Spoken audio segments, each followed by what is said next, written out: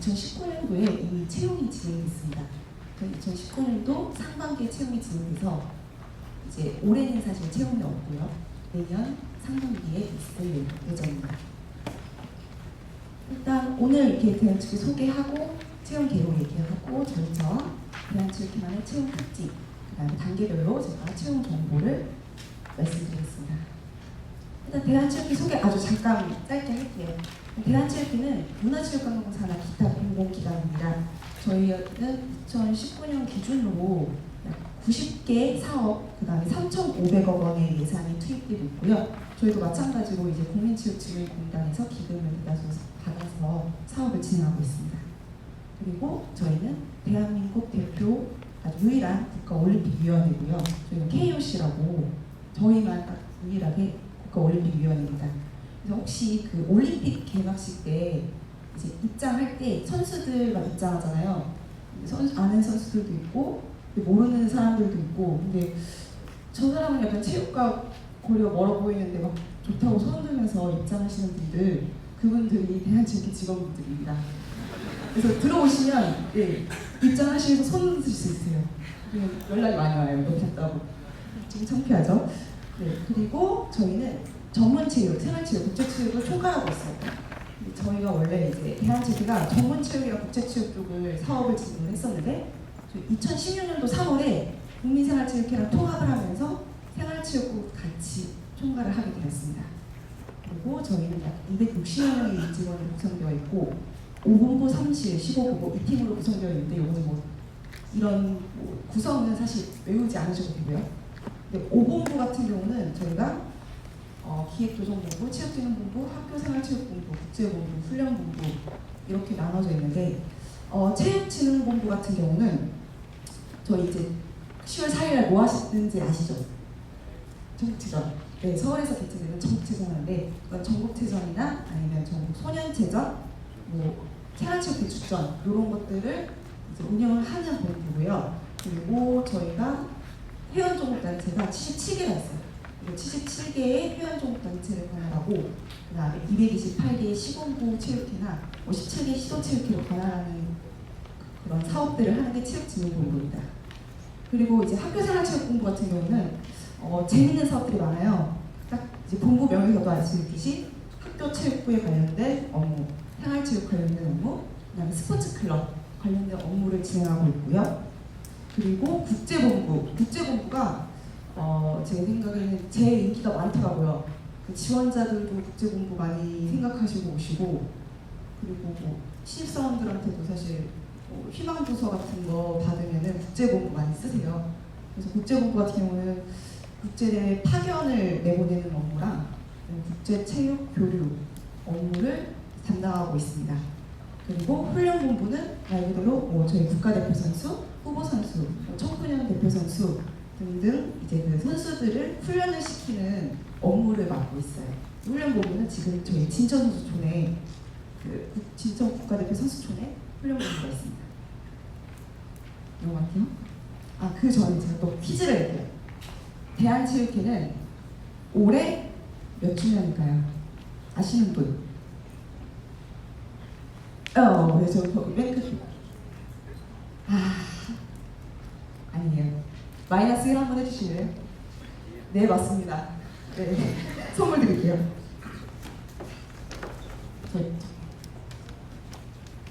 저희 대한체육회는 99주년이에요. 네. 사실 그 올해 전국체전이 100주년이기 때문에 좀 헷갈려 하시는데 전국체전 100주년이고 저희 대한체육회 100주년은 내년입니다. 네. 그리고 하나 더 볼게요. 그 대한체육회가 지금 현재 진행하고 있는 생활체육 캠페인 이름은 무엇인지 아시는 분? 네, 저기 죄송해요. 저도 먼저 알려줘가지고. 네, 맞습니다. 혹시 7330 그 뜻이 뭔지도 아세요? 맞습니다. 많이 아시네요.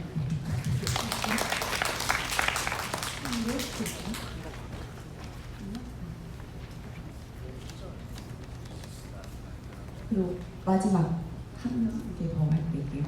혹시 대한체육회 캐릭터 이름 뭔지 아시는 분? 저 앞에 남자분. 달리요? 오, 맞아요. 박수 쳐주시고. 자, 달리는 큰거 딱 하나. 여자친구 주세요.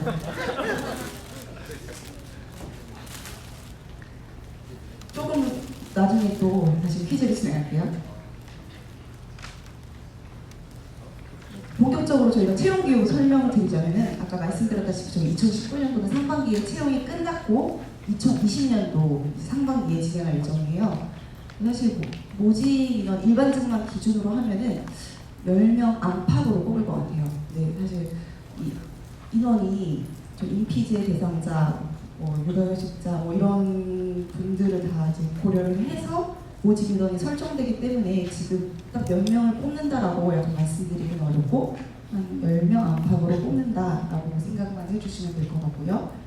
그리고 저희가 빠르면은 내년 2월에서 3월에 채용 시작할 수 있고 아무리 늦어도 5월에는 시작할 예정입니다. 그리고 이거 좀 궁금해 많이 하시는데 저희 초봉이 3,279만 원입니다. 알리오 공식 기준이고요. 다른 기관들과 비교를 하면은 사실 좀 중간 정도예요. 근데 뭐 입사를 하셔서 승진이 되면 많이 올라가니까 그렇게 아시고 계시면 될 것 같고요. 그리고 근무지의 경우 저희가 서울, 진천, 태백, 평창이에요. 서울이랑 진천은 왔는데 태백, 평창 보고 놀라셨죠? 근데 태백이랑 평창은 많이 안 가세요. 많이가 아니라 안 가실 거예요. 여기는 나중에 향후에 되게 나이 먹어서 태백 같은 경우는 저희가 국가대표 동계 선수촌이 있어요. 그래서 나이를 먹어서 가실 수 있으신 거고 평창 같은 경우는 저희가 그 국가대표 훈련 지원센터를 지금 짓기 시작할 거거든요. 그래서 그것도 나중에 먼 날 가실 거고요. 보통 서울이랑 진천으로 근무를 하신다고 생각하시면 되고 저희가 순환 근무기 때문에 진천도 2, 3년 있다가 서울로 올라오실 수도 있고 근데 진천 같은 경우는 좀 인기가 많아요. 왜냐면 거기 선수촌인데 그러니까 근무 환경도 되게 좋고 또 일도 재밌나 봐요. 그래서 진천을 가시더라도 슬퍼하지 않으셨으면 좋겠어요.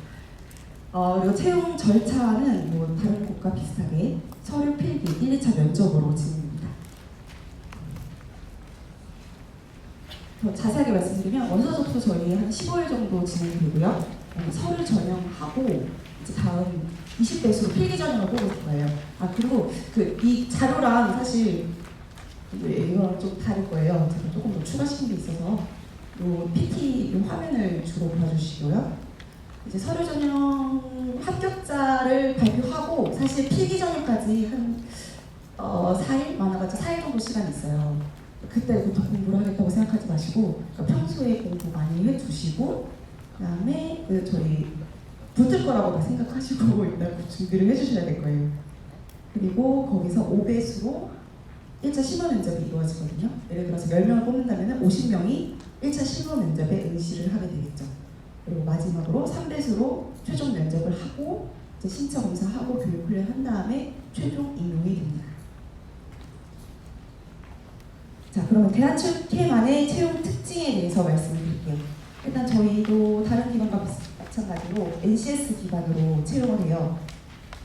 클릭 한번 해주시겠습니까?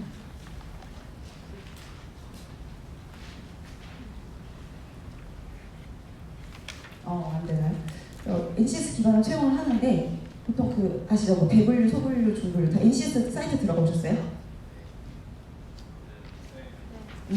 NCS 사이트 들어가 보시면은 사무행정, 고객관리, 마케팅 이런 것들 거기에 관련된 거라고 생각하시면 되고요. 안 열어주셔도 돼요.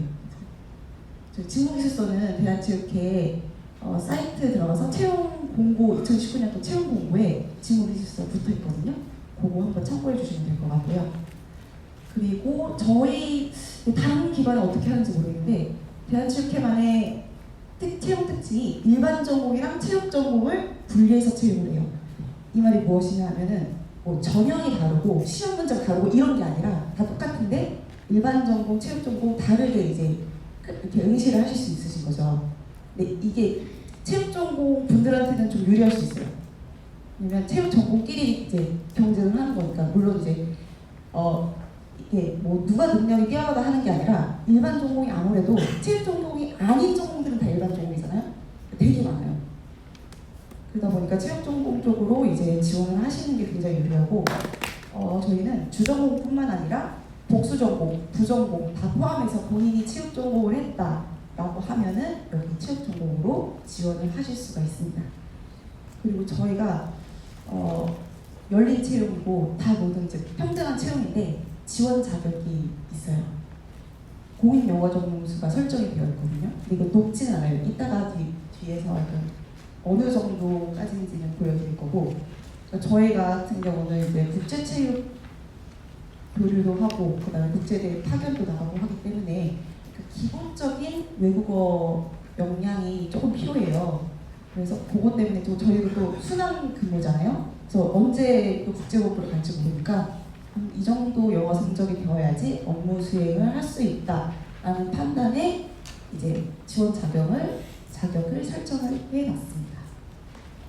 그리고 저희가 가점 제도가 좀 다양하게 실시가 되어 있어요. 이 가점 제도 같은 경우도 뒤에서 볼 거니까 지금 넘어가겠습니다. 자, 단계별 채용 정보, 이거 왠지 안 될 것 같아서 그냥 넘어갈게요. 채용 공고문도 제가 이제 채용 공고문을 풀어서 이제 PT로 열었기 때문에 안 보고 넘어갈게요. 아까 말했던 자격 요건 보시면 저희 토익 750점 높나요? 체감하는 거 다르겠죠? 근데 사실 그렇게 높은 점수는 아니에요. 이 정도 점수가 되면은 뭐 토플 IBT 85점, 탭스 뭐 이런 정도의 점수가 된다면 지원을 하실 수가 있으세요. 그리고 저희가 영어 성적은 요 자격 요건만 충족되면은 평가 점수 있잖아요. 거기에 그 항목에 차등을 두진 않아요. 예를 들어서 뭐 토익이 900점인 사람과 750점인 사람이 점수가 다르지 않아요. 그냥 750점 넘으면 다 똑같아요. 근데 단지 이제 저희가 영어 회화가 중요하니까 오픽이나 토익 스피킹 성적 우수자가 이제 가점을 받게 되는 제도가 있고요. 그리고 만약에 서류 전형을 다 해서 비교를 했다.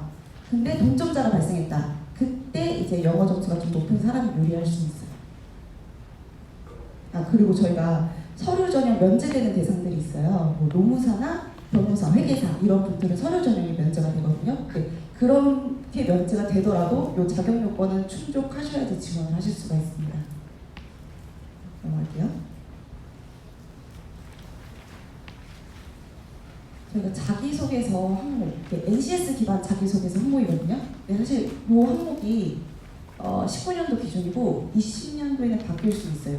이 항목을 계속 보면 기아가 가진 직무 경험과 능력을 바탕으로 대한 측에 기여하시는 바를 기술해 주십시오. 어느 회사든 있는 항목이죠. 그리고 500자만 쓰시면 돼요. 500자가 쓰셔본 사람들은 아시겠지만 길진 않아요. 그래서 짧게 간결하게 쓰시면 되고, 그리고 이런 거는 입사 포부 같은 걸 쓰시면 될 것 같고요. 그리고 두 번째 한번 읽어보시면 질문이 길죠. 협동심 같은 거를 대인관계 이런 거를 요하는 그런 점수 항목이고, 그리고 세 번째 과거 본인이 속한 조직의 문제를 해결하기 위해서 이렇게 나와 있어요. 요 같은 경우는 이제 창의력이나 적극성 또는 문제 해결 능력을 보는 항목인데, 이제 제가 사실 이제 말씀을 드리고 싶은 거는 저희 서류 전형이 정량 평가예요. 그래서 사실 자소서는 서류 전형 평가에 들어가질 않아요. 근데 중요한 거는 저희가 그래도 자소서를 잘 써주셔야 되는 게, 예를 들어 대한체육회인데 다른 기관의 이름을 썼거나 아니면 동문서답에 답을 해주시는 경우들이 있어요. 간혹 그런 분들은 안타깝게도 이제 떨어뜨릴 수밖에 없는 거죠. 그 정도만 좀 주의를 해주시면은 사실 좀 웬만하게 자소서 쓰시면 되고, 그리고 자소서가 조금 중요하다고 또 그래도 말씀을 드리고 싶은 게, 저희가 비록 서류 전형 때는 자소서 내용이 평가가 되진 않지만 만약에 정말 운이 좋아서 운이 좋네 능력이 좋아서 이제 서류 전형도 통과를 하고 필기도 통과를 하고 면접을 딱 갔어요. 그러면 이 자소서 항목을 면접관들께서 읽으세요. 왜냐면 추가적인 질문을 하시려고. 제가 말씀드리고 싶은 거는 아까 장애인체육회 분도 말씀하셨던 것처럼 그 진실을 쓰셔야 돼요. 괜히 남들 거 이제 따가지고 비슷하게 쓰고 이런 거는 지금 면접관 분들이 이런 말 쓰는데 빠꼼이세요. 다 알아요. 그래서 만약에 거짓된 자소서를 쓰면은 나중에 면접 때는 조금 힘드실 수 있으시니까 사실 소박하더라도 본인의 이야기를 쓰시는 게 가장 좋다고 생각합니다. 예시가 있는데 사실 예시 뭐 굳이 중요하지 않습니다. 넘어갈게요. 서류 전형 평가 기준에 대해서 설명드릴게요. 이게 저희 대한체육에 지원하고 싶으신 분들은 서류 전형을 어떻게 평가하는지에 대해서 알게 되면은 저희 체육회 어떤 식으로 준비를 해야 할 수 있는지 그런 거를 이제 알게 되거든요. 그래서 제가 오늘 좀 자세하게 설명을 드리겠습니다. 저희 서류 전형 같은 경우는 100% NCS 연관돼가지고 진행이 돼요. 그래서 직무 관련 학교 교육 30점, 직무 관련 직업 교육 20점, 경력 30점, 자격증 20점. 그래서 총 100점 만점으로 이루어지고요. 그리고 나중에 뒤에서 각점 설명해 드릴 텐데 각점 10점 해가지고 이렇게 서류 전형이 평가가 됩니다. 더 자세하게 볼게요. 학교 교육 30점 핵심 전략. 저희가 이게 NCS다 보니까 사실 경영이나 마케팅, 행정 뭐 이런 단어가 들어간 과목들을 점수를 드릴 수밖에 없어요. 그리고 수강 신청을 잘 하셔야 돼요. 지금 그 채용되신 분들 보니까 그러니까 체육 전공이신 분들이더라도 이제 스포츠 마케팅이나 스포츠 경영 쪽에 관심이 있어서 그 과목들을 많이 들으신 분들이 채용이 되시더라고요. 그 서류 전형에서 좋은 점수를 얻으시더라고요. 그리고 사실 저희가 학점은 상관이 없어요. 억울하실 수도 있는데 C학점을 받든 A 플러스를 받든 사실 동등하게 저희가 처리가 되기 때문에 학점은 상관이 없다는 점 알고 계시면 될 것 같고요. 그리고 불인정 내시 보시면 이게 실제로 이번 그 2019년도 신입사원 중에서 이렇게 쓰신 분들이 있는데 교직 실무, 전자기생 전혀 상관이 없죠. 안타깝게도 점수를 못 드렸어요. 그래서 이런 것들은 굳이 넣어주시지 않으셔도 된다. 라고 말씀드리고 싶고요. 그리고 직업교육, 저희가 직무 관련된 직업교육을 들으셔야 돼요. 왜냐면 이게 학교교육 같은 경우는 이미 지금 학교 다니시는 분들은 괜찮겠지만 이미 다 졸업하셨는데 학교교육 어떡하냐 사실 뭐 어려울 수 있죠. 근데 직업교육 같은 경우는 지금도 이 점수를 쌓으실 수가 있어요. 요즘에 보니까 휴넷이나 이런 인터넷 강좌 같은 게 잘 개설되어 있더라고요. 그래서 그런 거 잘 활용하시고 뭐 학원을 다니셔도 되고 그다음에 고용노동부에서 개최하는 직무교육 같은 거 들으시는 것도 좋은 방법이라고 생각합니다. 그리고 근데 여기서 주의할 거는 저희가 그 채용공고상에 명시를 해드려요. 24시간 이상 교육만 된다고.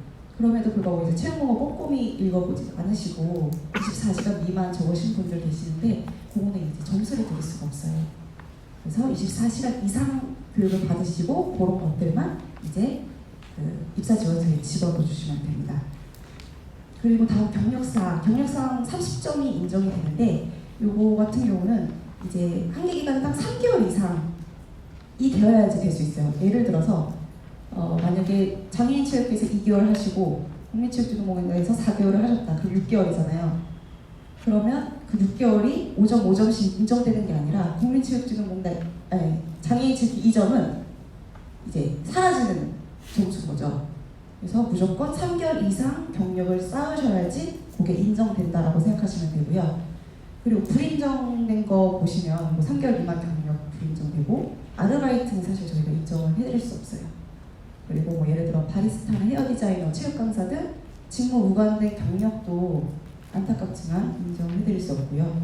그리고 학생의 동아리, 뭐 봉사활동, 교통 등은 경력상으로는 인정을 해드리지 않습니다. 넘어갈게요. 저희가 또 자격증 부분이 20점을 차지를 하는데 보시면은 저희가 한국사, 국어는요, IT는요, 이 세 가지 카테고리로 나눠서 자격증 점수를 매겨드려요. 근데 한국사는요, 검정 시험 1급, 2급, 3급까지, 근데 국어 능력 같은 경우도 3급이나 중2급까지, 실험 글쓰기 중2급까지, IT 능력은 컴퓨터 활용 능력, 정보 처리 산업기사, 정보 처리 기사까지만 저희가 인정을 해드립니다. 근데 여기서 조금 유의를 하실 게 만약에 내가 한국사 능력 검정 시험 1급도 있고 컴퓨터 활용 능력 1급도 있어. 그러면 20점, 20점은 40점일 것 같잖아요. 그게 아니에요. 20점만 인정돼요. 그래서 조금 아깝지만 이렇게 체계가 되어 있고요. 그리고 만약에 내가 한국사능력 검정시험 2급도 있고 검정시험 3급도 있어요. 동일한 그 종목에서 2급, 3급이 있으면 15점일 것 같잖아요. 그것도 10점만 인정이 돼요. 동일한 분야의 자격증은 딱 하나만, 최상위 하나만 인정된다는 거 유의해 주시기 바랍니다. 사진 찍으셨어요? 네. 그리고 저희가 이제 100점 플러스 10점까지 이제 가점이 인정되거든요. 이 가점 한번 잘 보시고 본인이 어떤 거에 해당되는지 아니면은 뭐 가점을 쌓을 수 있는지에 대해서 한번 보시면 될 것 같아요. 이제 청년 인턴 및 계약직은 최대 10점 저희가 인정을 해드려요. 근데 이거는 이제 대한체육회 청년 인턴 5개월 청년 인턴 같은 경우는 5개월 근무를 하시면 10점 인정이 드리고요. 그리고 계약직의 경우는 1년 이상 근무를 하셔야지 10점을 인정이 드립니다. 그리고 저희 국가대표 출신 5점 인정이 드리고요. 메달리스트 7점, 그리고 스포츠용원 가족 5점. 스포츠용원 가족이 어떤 분들이냐 하면은 저희가 그 12월마다 매년 12월마다 스포츠용원 헌액식을 개최를 해요. 그때 이제 뭐 김현 선수도 됐었고 차범근 선수도 됐었고 몇 분 많이 위대하신 스포츠 영웅분들이 헌액식을 하셨거든요. 그 분들의 가족들이 5점 가점을 얻으실 수가 있습니다. 그리고 영어회화 성적 가점 아까 말씀드렸다시피 3, 4, 5점 차등으로 그 가점을 드리고요. 그리고 청년 3점, 보훈 장애인 요거는 저희가 국가법상 꼭 가점을 주게 되어 있어서 저희가 가점을 드리고 있습니다. 그래서 만약에 나는 체육회 청년 인턴을 했어. 그리고 청년이야, 나이상. 그렇다고 13점은 안 돼요. 최대 10점까지만 인정이 되시는 겁니다. 그리고 저희 청년 범주 아세요? 청년 고용 촉진 특별보상 청년의 범주 아세요? 아니에요. 저희가 좀 2020년 기준으로 만약 2020년 채용 기준으로 하면은 85년생까지 청년 기준이에요. 물론 그 입사 지원서 마감일 기준까지 생일이신 분이 청년 기준이 되는 거고요. 그러니까 85년생까지니까 사실 좀 청년 범주가 좀 넓다고 생각하시면 돼요. 자, 영어 회화 성적 아까 말씀드렸던 가점 보시면 저희가 토익 스피킹 레벨 A가 OPA는 5점, 그 다음에 레벨 7 IH는 4점 이렇게 되어 있습니다.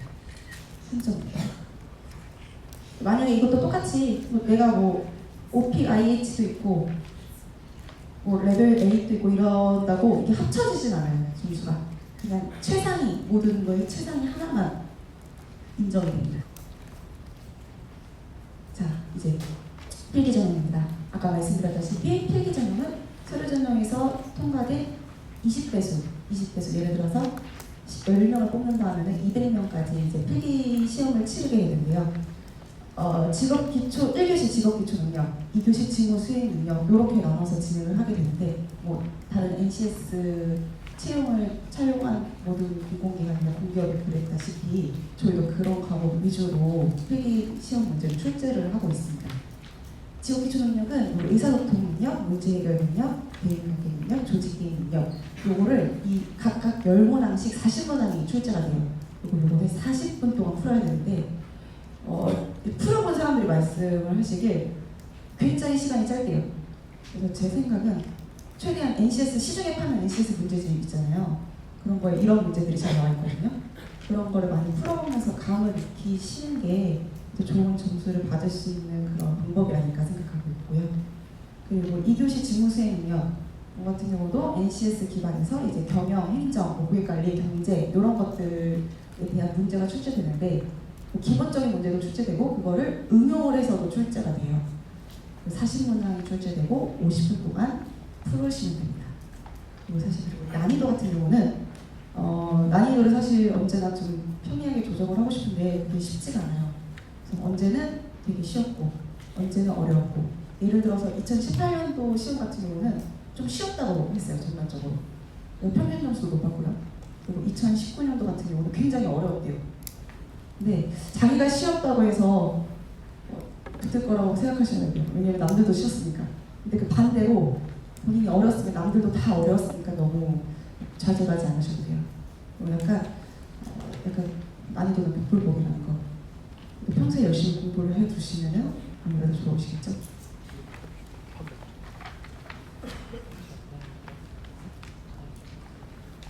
그러면 필기전형에서 통과되신 분들이 이제 1차 시험 면접에 들어가시게 됩니다. 1차 시험 면접은 5배수예요. 아까 말씀드렸다시피. 저희 같은 경우는 이제 응시자 1명, 그 다음에 면접관 4분이 들어가세요. 4분 중에서 한 분은 영어 외국인 면접관, 그 다음에 3분은 이제 그 한국인이시고요. 저희가 보통 17분 정도 면접 시간을 잡는다고 생각하시면 돼요. 그리고 사전 준비 20분이 또 별도로 있어요. 이게 무슨 말이라 하면은 발표 면접 때문에 그러거든요. 저희가 구술 면접 40점, 발표 면접 40점, 영어 면접 20점이에요. 발표 면접 같은 경우는 사실 올해 채용서부터 이제 새롭게 들어온 거예요. 이게 토픽 카드를 하나 드리고 상황을 제시해드려요. 그 상황을 보고 20분 동안 이렇게 개요를 쓰시는 거죠. 이렇게 발표를 할 거니까 이따가 나중에 발표 면접에 대한 이제 개요를 쓰시고 그거를 면접관 들어가서 면접관들 분들한테 이제 설명을 해드리는 발표를 하는 그런 체제거든요. 혹시 요거 클릭하실 수 있으시면 발표 면접 하나만 클릭해 주시겠어요?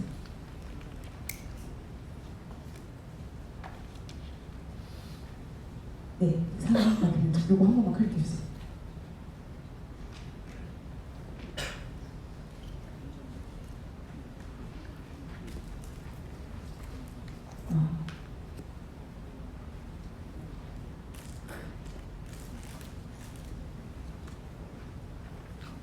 제가 말로 설명해 드릴게요.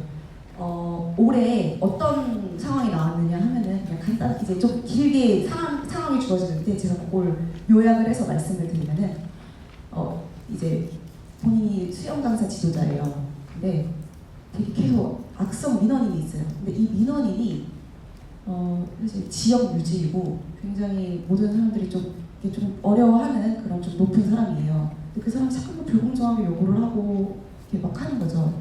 근데 그런 상황에서 상사한테 이걸 어떻게 해결하느냐라고 보고를 하니 감사합니다. 어떻게 하느냐라고 얘기를 물어보니까 상사는 나쁜 상사였어요. 알아서 하래요. 그런 상황에서 당신은 그 민원인한테 어떻게 대처를 할 것인가, 그리고 나아가서 기관의 입장에서 이런 상황이 발생되지 않도록 어떻게 대응을 할 것인가, 요런 상황이 주어집니다. 요거를 읽어보고 20분 동안 이제 적는 거죠.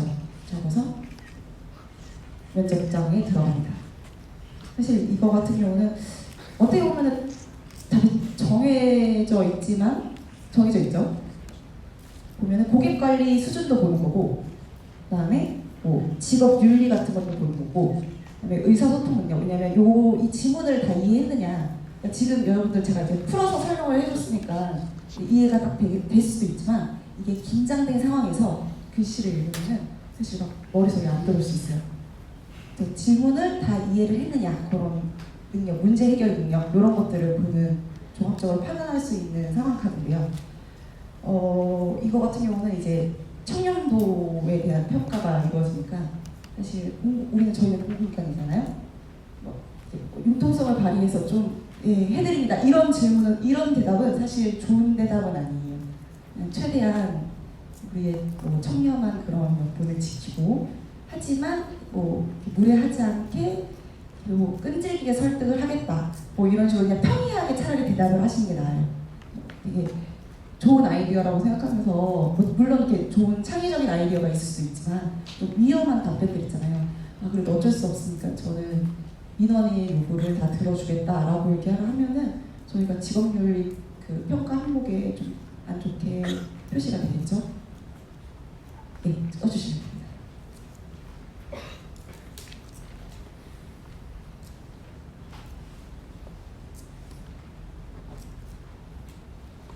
한번 생각해 보시겠어요? 그런 상황이 발생된다면 어떻게 하실지? 어렵죠? 자, 그러면은 소원 가장 빨리 드시는 분 한 번만 손 들어주시겠어요? 선물 주고 싶으세요? 검은색. 네, 선물 드릴게요.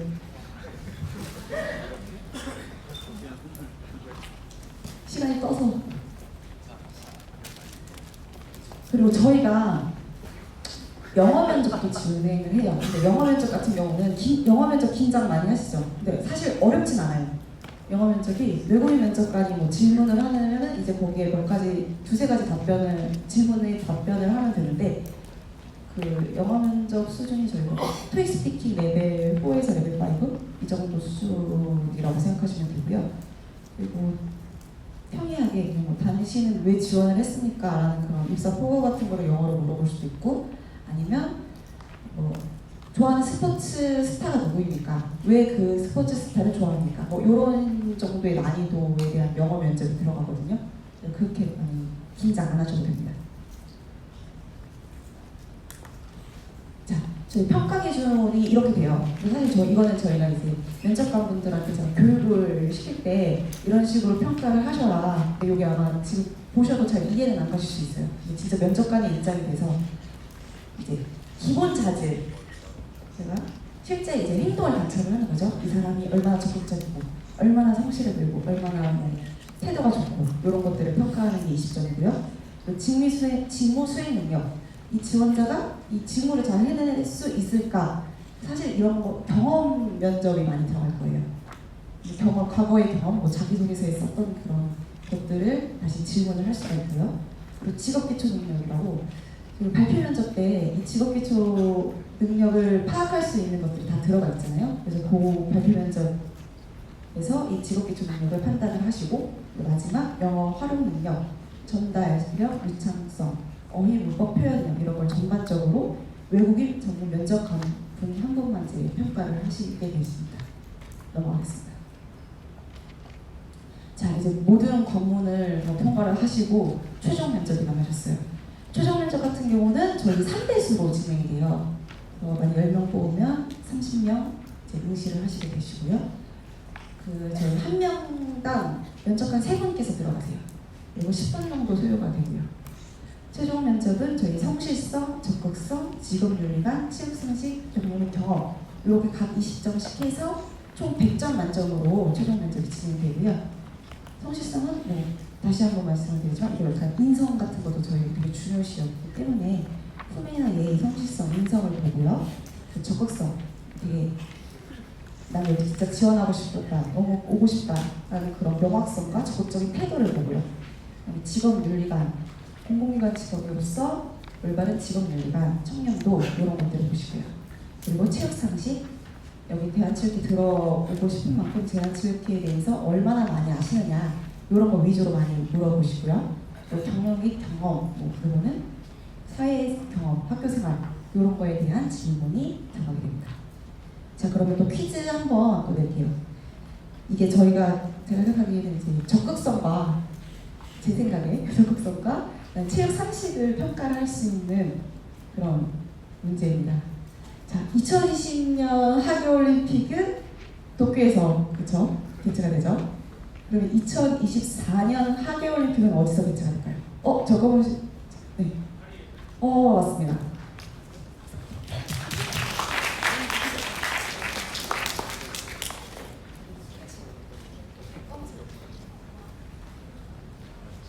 하나만 더 드릴게요. 대한민국 최초의 올림픽 메달리스트는 아시는 분? 네, 검은색. 예, 체크. 아니요. 최초의 금메달리스트. 최초의 메달리스트. 어렵나요? 아니요. 성대잖아요.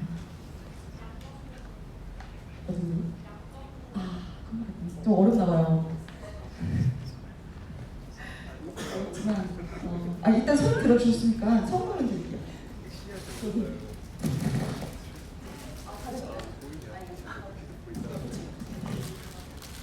정답 말씀드릴게요. 김성집 그 선수세요.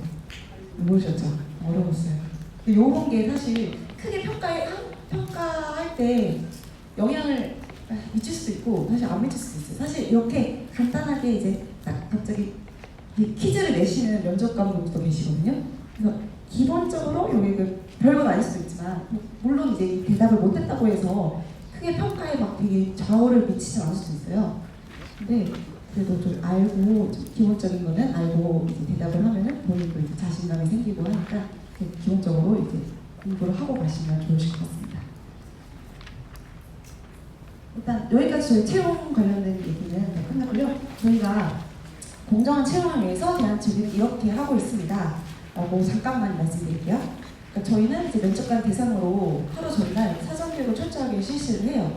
베테랑 면접관 분들이더라도 다시 한번 블라인드 채용, 그다음에 공정한 채용에 대해서 말씀을 드리고요. 네, 면접 위원 명단도 저희는 철저하게 대회를 붙입니다. 그 면접관 분들한테도 신신당부에 말씀하시지 마시라고. 그리고 면접관 직원자로 블라인드 처리. 이거 같은 경우는 면접 요즘에 이제 블라인드 채용이잖아요.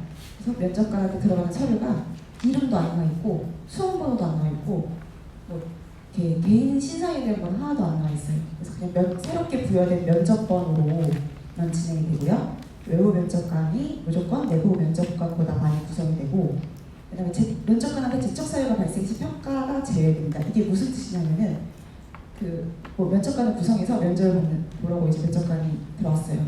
그리고 응시자가 들어왔어요. 근데 보니까 내가 옛날에 가르쳤던 학생이야. 아니면 내가 옛날에 있었던 데에서 근무를 했어요. 그러면 이 사람은 이제 청렴사실서를 작성했으니까 당신껏 손을 들고 저는 이 사람을 압니다. 그래서 심사를 못하겠습니다 하고 지적사유서를 쓰고 심사에서 빠지시게 되세요. 그래서 이렇게 저희는 공정한 채용을 위해서 노력을 하고 있다라는 것을 알아주시면 될 것 같습니다. 자, 혹시 저희 끝났습니다. 궁금한 거 있나요? 네. 체크를 읽으신 분이 하겠습니다. 선생님 말씀 잘 들었습니다. 저는 인정 자격증 관련해서 질문 드리고 싶은데 네. 그 인정 자격증 만점이 20점인 건가요? 그러면? 네, 만점 20점입니다. 그러면 한국사 2급 있고 커마 2급 있으면 그게 맥시멈입니다. 그쵸. 그 더 이상 안 따셔도 돼요, 사실. 아, 그 10점, 10점이니까. 네, 감사합니다. 네. 네. 여기 가까운 거 먼저 간다가 네. 저는 필기 전형에 관련해서 질문을 드리고 싶은데요. 직무 수행 능력 지식 중에 이제 사무 행정 전형 계획 이렇게 있는데 혹시 명확하게 전공명으로 행정학, 경영학 이런 식으로 좀 특정화할 계획이 있으신지 아니면 지금처럼 계속 분류된 지식으로만 맞아요. 저희가 사실 이제 만약에 그거를 저도 생각했는데 전공명을 쓰는 게 응시자들이 하시기에 더 좋으실 것 같더라고요. 그래서 주변 사실 NCS이기 때문에 그렇게 쓰고 가로치고 이제 전공명을 집어 넣을까 생각 중입니다. 그거는 그렇게 하는 방법이 응시자들이 더 판단을 하기가 쉬운 것 같아요. 감사합니다. 네, 우선 여기 그 핑크색 터치 질문에 대해 말씀해주세요. 친절한 설명 부탁드립니다. 질문이 조금 세 개가 있는데 네네. 좀 전에 먼저 질문해 주셨던 것처럼 필기 관련해서 네. 저번에 전공 시험에 보니까 경영, 행정 뭐 이런 거 섞어서 내셨더라고요. 네. 혹시 그 기준 앞으로도 쭉 가시는? 네, 섞어서 낼 거예요. 근데 섞었는데 사실 이제 저희가 채용 대행사 저희가 문제를 낼 수는 없어요. 그래서 채용 대행사한테 의뢰를 해요. 그래서 최대한 사실 섞어서 잘 난이도를 조정해서 내달라고 말씀을 드려도 매번 이제 문제를 내시는 분들도 다르고 또 제가 확인을 할 수 없는 부분들이 있어요. 보안 때문에 문제를 볼 수가 없어요. 그래서 약간 그거는 확인이 불가능하지만 어쨌든 앞으로도 계속 섞어서 문제는 낼 예정입니다. 두 번째는 이번 올해 그 면접 때 제가 사정이 생겨서 전화드리고 못 갔거든요. 아, 그러셨어요? 혹시 그렇게 되면 내년에 하게 되는 뭐 불리한 전혀 없어요. 그러면 이거 파악할 수 있는 여력도 없고 그러면도 안 되고 절대 없어요. 그런 건 걱정을 안 하셔도 됩니다. 그리고 마지막인데 공고에 보면 최종 딱 끝나고 나서 교육 훈련 이렇게 해서 기간이 좀 길게 맞아요. 있는데 혹시 그 훈련이라는 이게 저희가 이제 지금 3개월 동안 교육훈련이라는 게 있어요. 근데 그 교육훈련 기간이 보통 이제 공무원들 15기간이라고 생각하시면 되고요. 그리고 사실 규정상은 그 3개월 동안 분명히 다르지 않고 별로고 이러면은 이제 정식 임용이 될 수 없다라고 써있긴 하는데 크게 문제가 없는 이상 다 100% 임용이 되신다고 생각하시면 됩니다. 사실 채용 때부터 정식 임용이 됐다고 생각하시면 돼요. 네, 다음 아까 주시죠. 네, 혹시 그 서류 전형에 학교 교육이 직무 관련 학교 교육 과목이 있잖아요. 뭐 네. 경영, 행정, 마케팅 등 있잖아요. 네. 혹시 최대 10개가 인정이라 됐는데 맞아요. 혹시 저희가 뭐 지금 몇 개가 인정되고 있는지 따로 확인할 수 있는 방법이 있는지 궁금합니다. 그거는 사실 지원을 하신 다음에 이게 몇 개가 인정됐다라고 말씀을 드릴 수는 없어요. 그건 이제 내부적으로 저희뿐만 아니라 뭐 채용사랑 같이 확인을 하는 부분이긴 한데, 네, 그거는 사실 확인할 수 있는 방법이 없어요. 그러면 그 지원하기 전에 또 확인할 수 있는 방법이 있나요? 제가 하나하나 대답을 사실 해드릴 수는 없잖아요. 그래서 그냥 최대한 제가 아까 예시로 보여드렸다시피 그런 그 단어가 있는 과목 위주로 작성을 해주시면 될 것 같아요. 네, 알겠습니다. 감사합니다. 네. 네, 저기 앞에 계신 분에게 마이크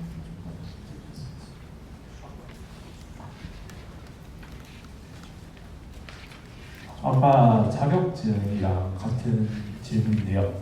제가 이해를 잘못한 건지 모르겠는데 혹시 1급 자격증이 다 20점 가산점이 있잖아요. 그럼 한국사 1급이 있으면은 뭐 컴퓨터 활용 1급에 있어도 그 20점. 중국 그럼 이게 대한체육회 좀 특징인가요? 제가 아는 다른 공기업은 그런 데가 많이 없는 걸로 아는데. 네, 저희 특징일 수도 있어요. 그러니까 제가 이게 사실 이 설계를 할 때 그 점수 설계는 그 전 분께서 하셨는데 제 생각에는 대한체육회만이 이제 모든 기관마다 특징이 있잖아요. 그리고 저희 대한체육회만의 특징인 것 같아요. 네, 감사합니다. 그 검은색.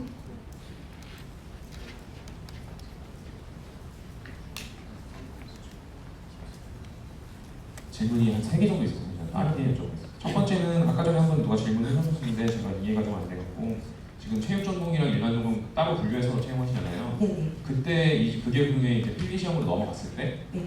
공단 같은 경우는 체육 전공 전형으로 하신 분들은 이제 그 스포츠 지도사에 준하는 문제를 낸다고 돼 있고 네네. 여기 체육회 같은 경우는 그런 거가 분류가 없잖아요. 네. 앞으로도 그 체육 전형과 일반 전형의 필기 시험에 있어서의 문제 그 출제 범위의 분류는 없다고 보면 제가 이해하면 되는 건가요? 네네. 저희는 계속 똑같이 갈 거예요. 네, 감사합니다.